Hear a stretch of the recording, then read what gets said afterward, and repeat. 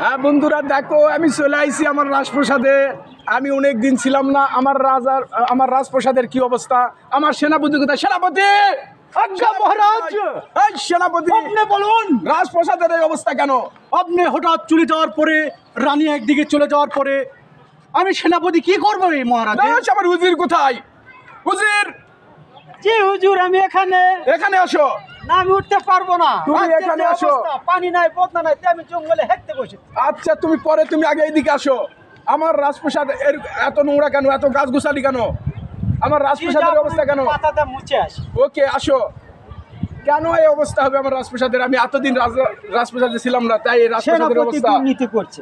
এই সেনাপতি, তুমি কি দুর্নীতি করছো? মহারাজ, আপনি চলে যাওয়ার পরে, মহারাজ রানী চলে যাওয়ার পরে আমি একাই মহারাজ। আপনার রাজ্য না, ছেড়ে না, মহারাজ না, আমি না, হাসাই না। গাড়ি চলে যাই। আপনার জন্য আমি ঘুমাইছিলাম মহারাজ। এটা আমি মানবো না, কখনোই মানবো না, পানি কখনোই সৃষ্টি মানবো গেছে, না। পানি আমার